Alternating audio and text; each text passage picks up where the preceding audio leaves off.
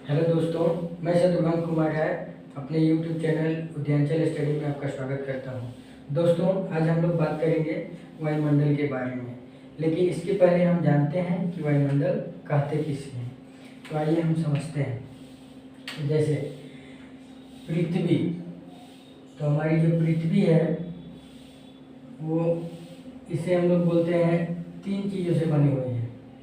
ये हो गया स्थल मंडल, ये हो गया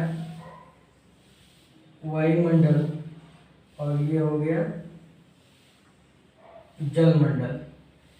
तो अब ये जो पोर्शन है ये इसे हम बोलते हैं, जहाँ तीनों मिलती हैं इसे हम बोलते हैं जैवमंडल।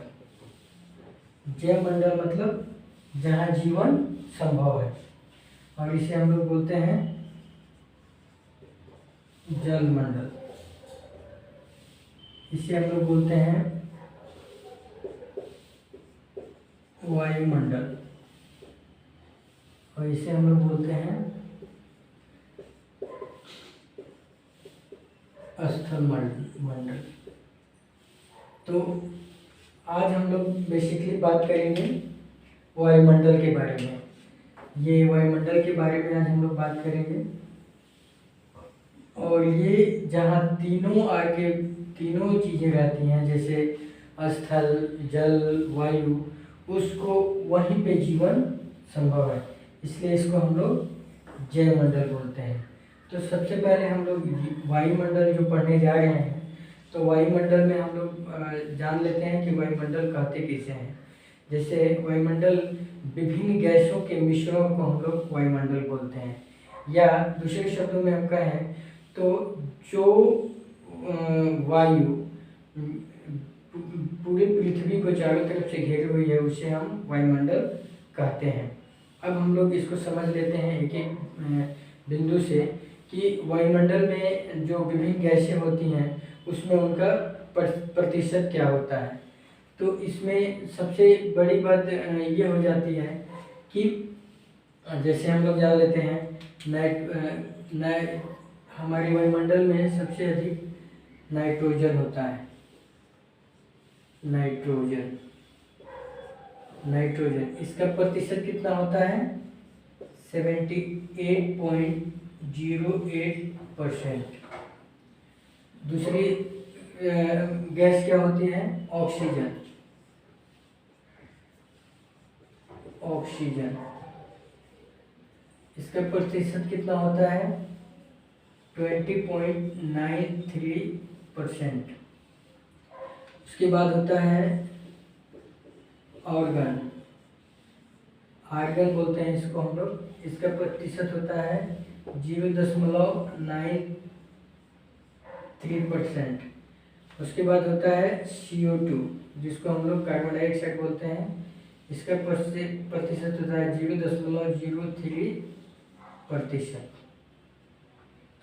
तो अब हम लोग इसको समझ लेते हैं, और ये जो हो गया इसको हम लोग समझ लेते हैं, क्योंकि इससे भी बहुत सारा क्वेश्चन पूछता है। तो इसमें वायुमंडल को हम लोग इस तरह से पढ़ेंगे कि वायुमंडल से एक भी क्वेश्चन ना छूटे, और ये बहुत ही महत्वपूर्ण चैप्टर है जिसको हम लोग परिमंडल के अंतर्गत इसको पढ़ते हैं। तो आज हम लोग वायुमंडल देख रहे हैं। वायुमंडल का परिभाषा हम लोग समझ लीजिए। वो गैसों के मिश्रण को हम लोग वायुमंडल कहते हैं, या पृथ्वी को जो चारों तरफ से हवाएं या वायु घेरी हुई हैं, जो गैसों का मिश्रण होता है, उसे हम लोग वायुमंडल कहते हैं। अब वायुमंडल में सबसे अधिक जो गैस का परसेंटेज होता है वो होता है नाइट्रोजन।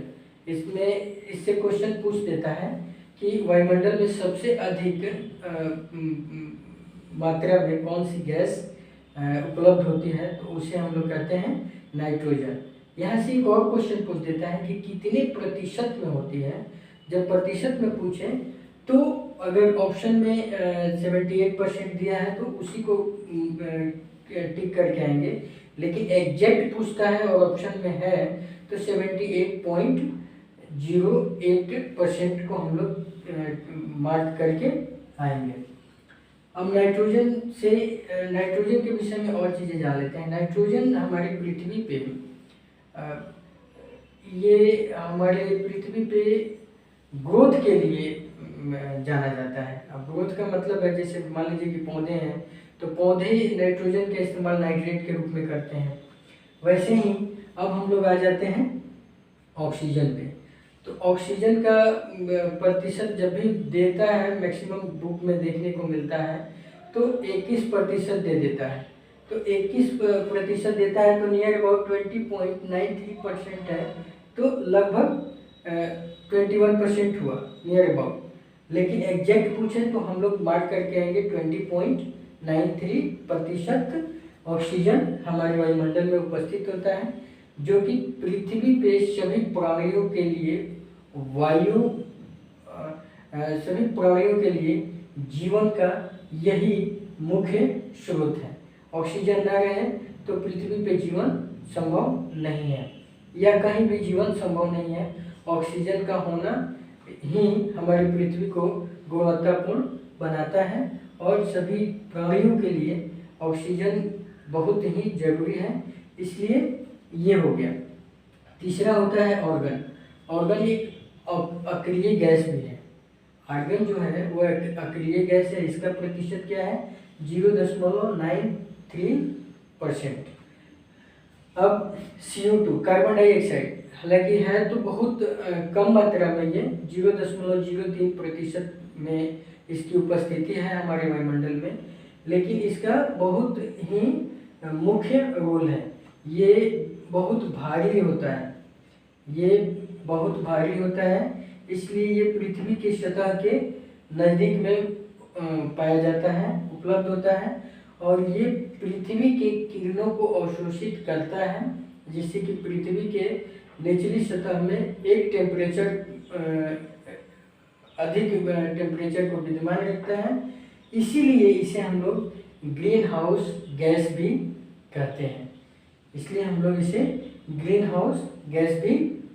कहते हैं। CO2 का एक और महत्वपूर्ण रोल है। CO2 का एक महत्वपूर्ण भूमिका ये है कि इसके ये जो है पौधों के पोषण के लिए, प्रकाश संश्लेषण की क्रिया में, ये पौधों के लिए भोजन के रूप में इसका बहुत ही महत्वपूर्ण योगदान है। और ये चूँकि बहुत भारी होता है तो इसको हम लोग यहाँ से लिख लेते हैं कि ये बहुत भारी गैस होता है, इसलिए ये पृथ्वी के सतह के सबसे नज़दीक में होता है। तो यहाँ से कुछ क्वेश्चन अगर पूछे जाते हैं तो मैं उम्मीद करता हूँ कि आप लोग अच्छा से सॉल्व कर लेंगे, एक भी क्वेश्चन छूटेगा नहीं। तो सबसे याद करने का क्या तरीका है? नाइट्रोजन की उपस्थिति हमारे वायुमंडल में कितनी है? 78.08%। ऑक्सीजन की कितनी है? तो 20.93%। और आर्गन की कितनी है? तो यहाँ से हम लोग क्या देख रहे हैं कि 20.93%। तो यहाँ से अब याद करने में आसान होगा। आर्गन जो हो गया, अब यहाँ से 0.93%। अब यहाँ से और क्या करेंगे? 0.03%, यानी कि यहाँ से 2 को छोड़ देंगे और 0.93 को ले लेंगे। फिर आगे क्या करेंगे? 0.9 की जगह पे 0 करेंगे और 3 रखेंगे, तो याद करने में बहुत इजी रहेगा। तो चलिए अब हम बात करते हैं कि वायुमंडल जो हमारा है उसको विभिन्न परतों में विभाजित किया गया है। तो उसको विभाजित करने के पीछे क्या कारण है? जैसे मान लीजिए कि ये हमारी पृथ्वी हो गई, और इसके पूरे इर्द गिर्द वायु है, ये पूरे इर्द गिर्द वायुमंडल है, तो इसका सभी वायुमंडल ही है, तो उसके अलग अलग नाम क्यों? तो इसका कारण ये है, जैसे कि वायुमंडल के 5 परतों में डिवीजन किया गया है। वायुमंडल को 5 परतों में डिवाइड किया गया है। तो जैसे मान लीजिए 1, 2, 3, 4, 5, तो ये 5 परतों के डिवीजन का कारण क्या हुआ कि सभी देखा गया कि सभी मंडलों में जो नाम दिया गया उसमें अलग अलग गुण पाए गए, उसी के आधार पे इनका नामकरण कर दिया गया। अब इसमें एक और अहम बात है, इसमें ये जानना जरूरी होता है कि जैसे हमारे 5 मंडल हैं, क्षोभ मंडल, संताप मंडल, मध्य मंडल, आयन मंडल, वायुमंडल या बहिर्मंडल। तो इसका जो ये डिवीजन हुआ, तो डिवीजन का कारण क्या बना और क्यों हुआ, तो ये तो हम बता दिए कि सब में कुछ अलग अलग गुण पाए गए, उसके आधार पे इसका नामकरण किया गया। तो अब हम लोग बात करते हैं, एक एक मंडल का बात करेंगे। कई बार ये क्वेश्चन पूछ लेता है कि पृथ्वी की सतह से क्रमागत मंडलों का नामकरण करें। तो जब क्रमागत बोलता है तो हमें सिस्टमेटिक नाम, अब ये नहीं कि पहला पचवा, ऐसे नहीं, एक सिस्टमेटिक पूछने का कारण क्या होता है, जैसे पहला है क्षोभ मंडल, दूसरा है संताप मंडल, तीसरा है मध्य मंडल, चौथा है आयन मंडल और पांचवा है वायुमंडल या बहिर्मंडल भी हम उसको बोलते हैं। तो आइए अब हम एक एक करके इसके बारे में हम लोग जानते हैं, एक एक करके।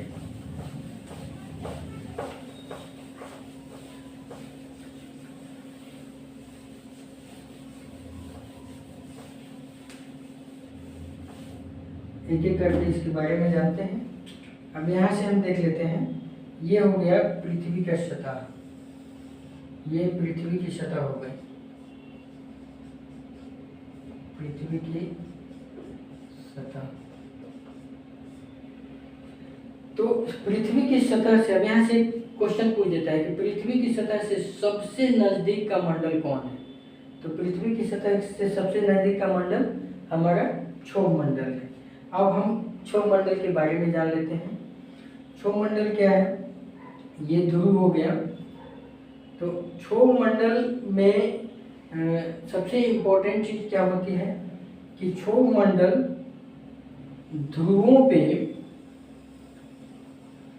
इसकी दूरी सबसे कम होती है, यानी 8 किलोमीटर, और विषुवत रेखा पे 18 किलोमीटर,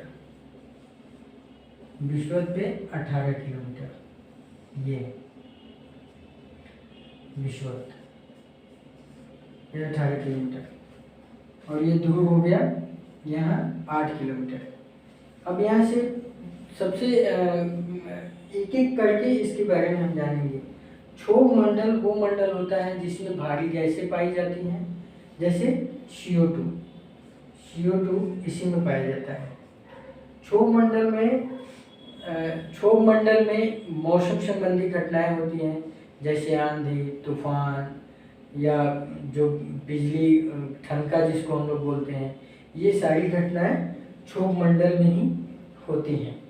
तो इसलिए हम लोग इसे संवहन मंडल भी बोलते हैं, यानी मौसम संबंधी घटनाएं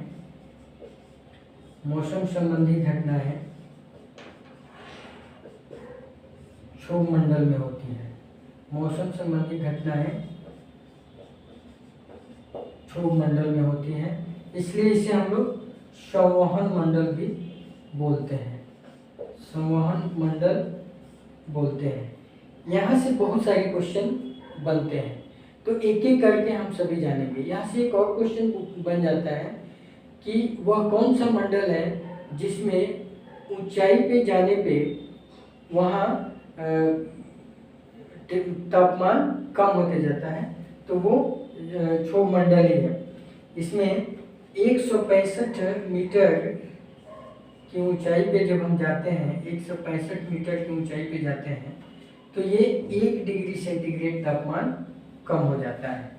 इसका कारण क्या है कि जब हम ऊपर जाते हैं तो CO2 चूँकि भारी गैस है तो वो नीचे जाता है, और वो नीचे जाता है तो सूर्य की जो किरणें आती हैं उसको अवशोषित करता है, और ये इसकी वजह से जो यहाँ का सतह की आवरण का जो टेम्परेचर होता है वो अधिक होता है, और जैसे जैसे ऊपर जाते हैं तो CO2 की मात्रा कम हो जाती है, तो वहाँ पे एक ये पैमाना है कि 165 मीटर ऊपर जब हम जाते हैं तो 1 डिग्री सेंटीग्रेड कम हो जाता है। वैसे ही 165 और ऊपर जाएंगे तो 1 डिग्री सेंटीग्रेड और कम हो जाएगा। इसलिए इसको दूसरे शब्दों में अगर हम कहें तो 1 किलोमीटर जब हम ऊपर जाते हैं तो ये 6.4 डिग्री सेंटीग्रेड टेम्परेचर कम हो जाता है। कहीं कहीं पे क्वेश्चन में उसके आंसर के रूप में 6.5% डिग्री सेंटीग्रेड भी दे देता है। तो यदि 6.4 है तो इसी को हम मार्क करके आएंगे। तो ये हो गया।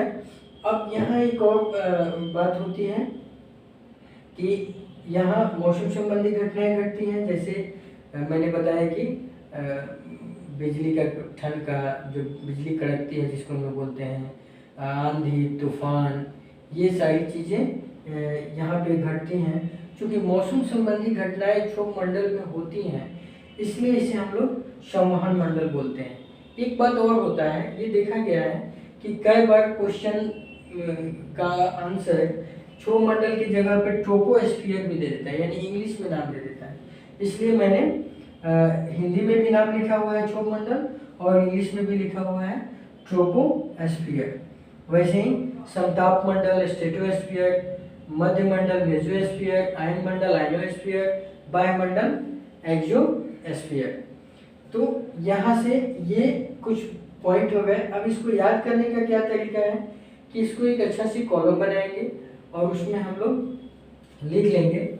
एक कॉलम बनाते हैं और इसमें हम लिख लेंगे, बिंदुवार वर्णन करेंगे इसका बिंदु के साथ। जैसे मान लीजिए कि क्षोभ मंडल में क्या होता है कि ऊपर जाने पे तापमान कम होता है, ऊपर जाने पे तापमान कम होता है। दूसरा, इसमें मौसम संबंधी घटनाएं घटती हैं, मौसम संबंधी घटनाएं घटती हैं।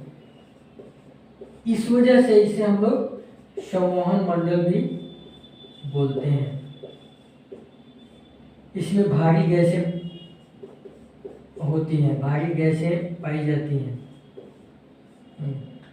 और एक और बात कि इसकी सबसे अहम जो बात है, विशेषता है कि इसके ध्रुव पे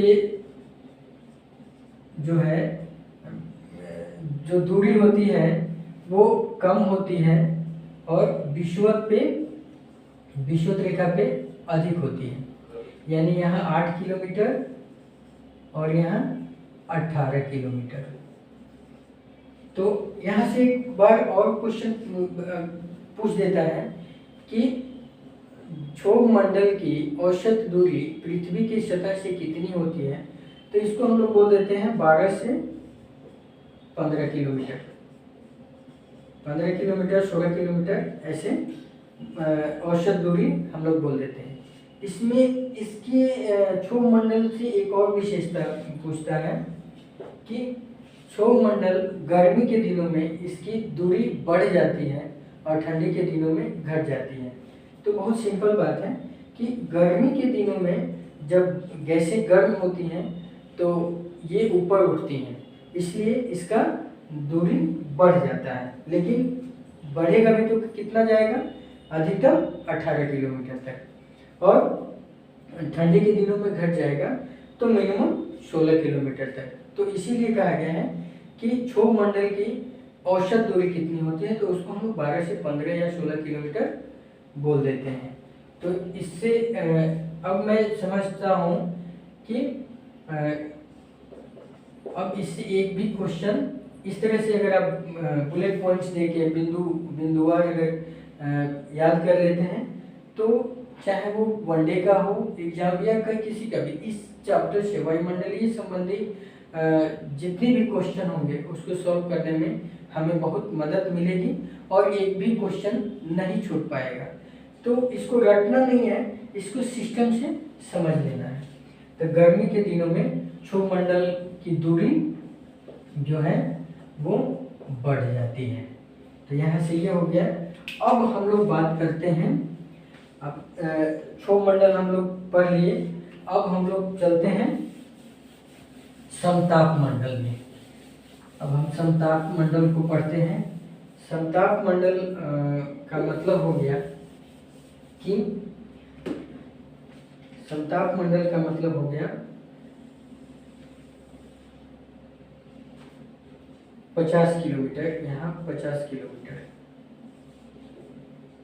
50 किलोमीटर यहाँ दे देते हैं। ये याद रखना बहुत जरूरी है। सबसे जरूरी क्या है, इसका क्रम को याद रखना कि पहले क्या आता है, पहले क्षोभ मंडल, फिर समताप मंडल, फिर मध्य मंडल, फिर आयन मंडल और फिर बहिर्मंडल या वायुमंडल। वैसे ही इसकी दूरी को भी याद रखना है। जैसे मान लीजिए कि यहाँ ध्रुव पे 8 किलोमीटर है, यहाँ 18 किलोमीटर है, तो इस तरह से यहाँ से लेके और 50 किलोमीटर ऊपर तक जब हम आते हैं तो यहाँ से 50 किलोमीटर तक इसको हम लोग समताप मंडल बोलते हैं। समताप मंडल से भी बहुत क्वेश्चन नहीं पूछे जाते हैं, लेकिन 1-2 क्वेश्चन होते हैं जो कि बहुत ही इम्पोर्टेंट होते हैं। जैसे समताप मंडल में अगर हमको बिंदुवार लिखना हो तो क्या लिखेंगे कि समताप मंडल में मौसम संबंधी घटनाएं नहीं होती हैं। मौसम संबंधी घटनाएं नहीं होती हैं,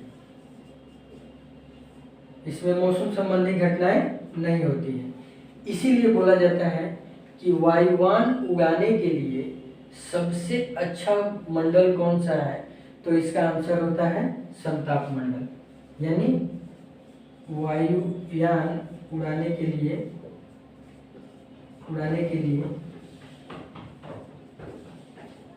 सबसे आदर्श मंडल है, ये आदर्श मंडल है। यहाँ से एक तो ये क्वेश्चन आ जाता है। दूसरा होता है ओजोन। ओजोन का नाम हम लोग जानते हैं, ओजोन यानी O3। ओजोन जो है, ओजोन परत इसी मंडल में पाया जाता है। और ओजोन की सबसे बड़ी खासियत क्या होती है कि ओजोन परत को जीवन रक्षक परत भी बोला जाता है।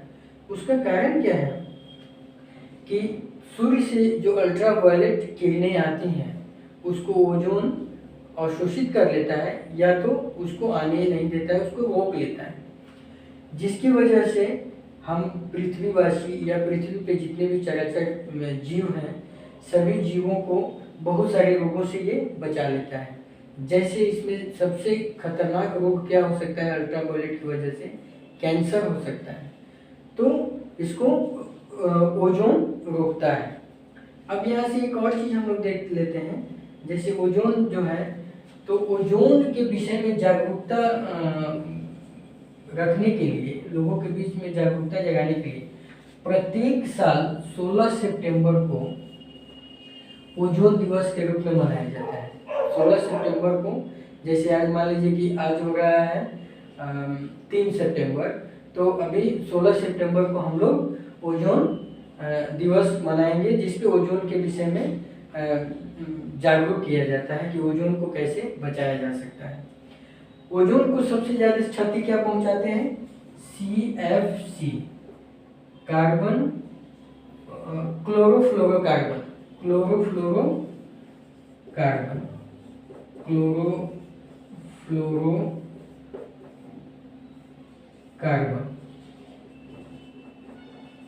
ये क्या करते हैं कि जो क्लोरोफ्लोरोकार्बन होते हैं, ये जाके ओजोन की जो परत होती है उसको पतला करते हैं या उसको नुकसान पहुंचाते हैं। तो इस वजह से ओजोन पतला हो जाएगा, तो उधर से अल्ट्रावायलेट किरणें हमारी पृथ्वी तक डायरेक्ट आएंगी और पूरे लोगों को, जो यहाँ पे जीव हैं, उनको क्षति पहुंचाएंगी। कैंसर तक भी इससे हो सकता है। इसलिए ऐसा करना चाहिए कि CFC के उत्सर्जन पे रोक लगे। और ओजोन की जो परत होती है, यहाँ से एक क्वेश्चन पूछ देता है कि ओजोन की मोटाई कितनी है, तो इसको हम लोग बोल देते हैं 15 से 35 किलोमीटर तक ये मोटी चादर है।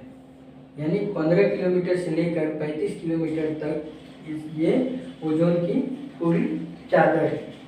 तो यहाँ से यही बेसिक पूछता है कि संताप मंडल मौसम संबंधी घटनाएं नहीं होती हैं। वायुवान उगाने के लिए सबसे आदर्श मंडल होता है और इसमें ओजोन परत होती है जो कि जीवन रक्षक परत के नाम से भी हम जानते हैं। अब हम लोग आ जाते हैं मध्य मंडल। मध्य मंडल क्या होता है? मध्य मंडल 80 किलोमीटर तक, मध्य मंडल जो होता है वो 80 किलोमीटर तक होता है।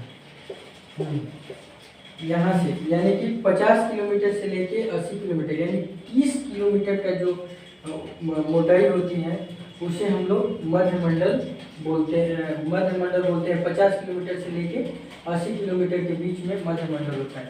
इससे विशेष क्वेश्चन नहीं आते हैं, लेकिन इसमें एक चीज़ रहते हैं कि इसमें सबसे कम टेम्परेचर होता है, 100 डिग्री -100 डिग्री सेंटीग्रेड टेम्परेचर इसमें होते हैं। तो यहाँ से क्वेश्चन पूछ देता है कि उस मंडल का नाम बताइए जहाँ सबसे कम टेम्परेचर होते हैं, तो हम लोग बोलेंगे कि वो है मध्य मंडल, वो इसकी ऊपरी सतह में। दूसरा चीज होता है उल्का संबंधी घटनाएं यहाँ घटती हैं। उल्का संबंधी घटना, जैसे मान लीजिए कि हम लोग बोलते हैं टूटता हुआ तारा, तो टूटता हुआ कोई तारा नहीं होता है।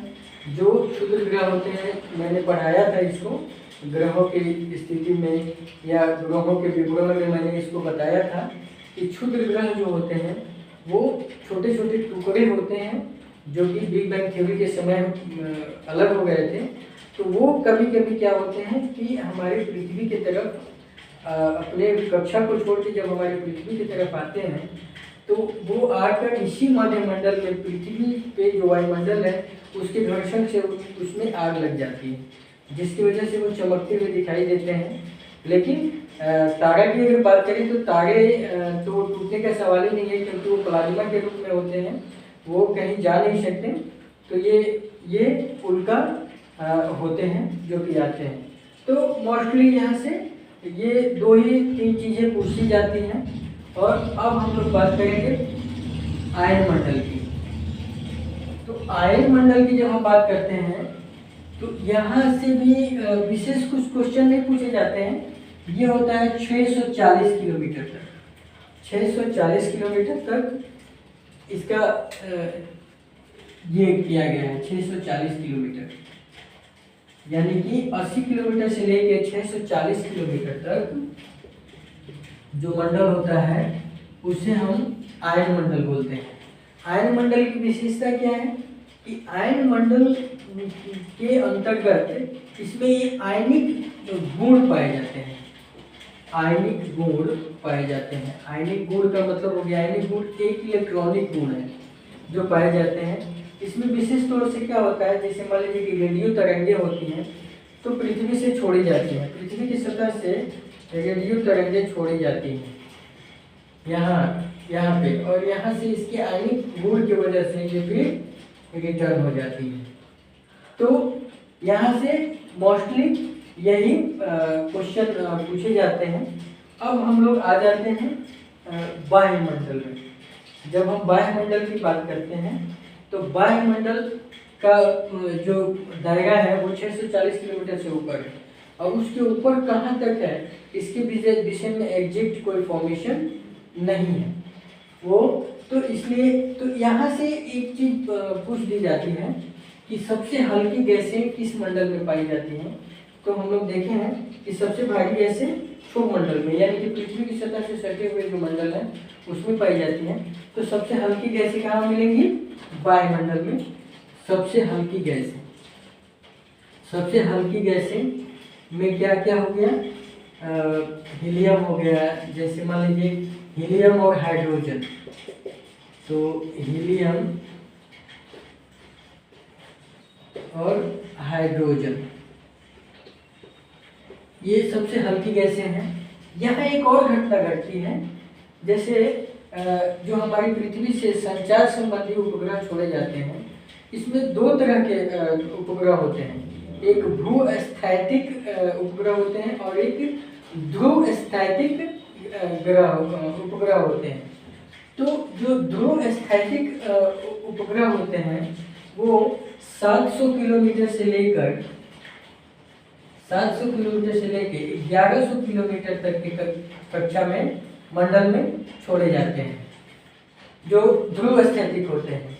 और जो क्या कहते हैं, अब ध्रुव स्थैतिक में क्या क्या आ गए, जैसे हमारे संचार के लिए उपग्रह छोड़े जाते हैं, जैसे हम लोग D2H है, डायरेक्ट टू होम, इस तरह के जो उपग्रह हैं उसको हम इसी वायुमंडल में छोड़ते हैं। लेकिन कहाँ तक छोड़ते हैं?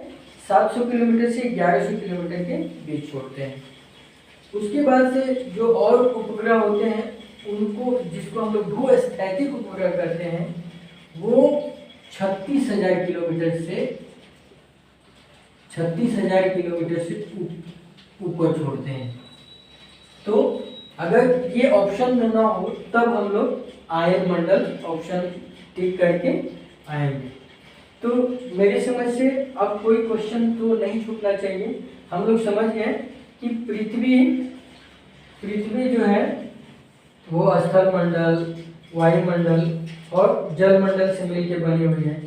ये स्थल मंडल हो गया, मैंने बताया भी था शुरू में, और ये वायुमंडल हो गया, और ये हो गया जल मंडल, और ये जो तीनों मिल गई हैं इसे हम लोग बोलते हैं जैव मंडल। जैव मंडल मतलब जहाँ जीवन है। तो जीवन के लिए तीनों चीज़ों की जरूरत है ना, वायु की जरूरत है, पृथ्वी की, स्थल की जरूरत है, और क्या कहते हैं, सांस लेने के लिए वायु की जरूरत है, रहने के लिए स्थल की जरूरत है, पीने के लिए पानी की जरूरत है।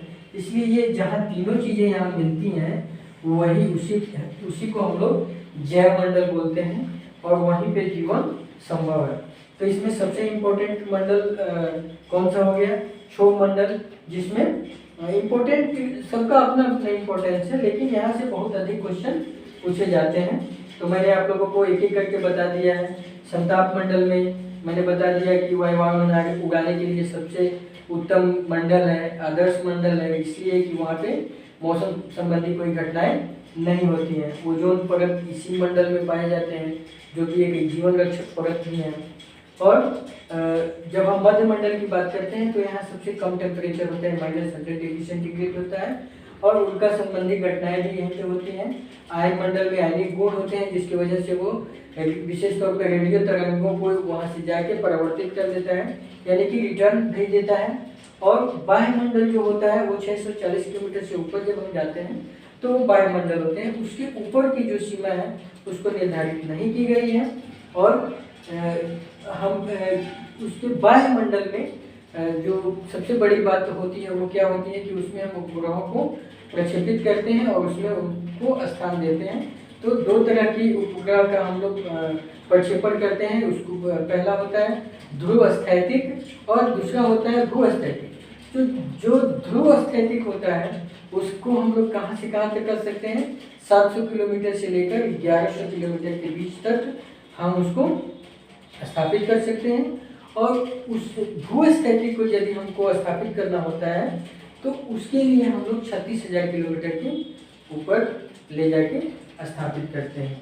अब मेरी समझ से वायुमंडल से एक भी क्वेश्चन नहीं छूटेंगे। Thank you. और आगे हम लोग बात करेंगे स्थल मंडल की। तब तक इसको आप लोग देखें और समझें। थैंक यू दोस्तों।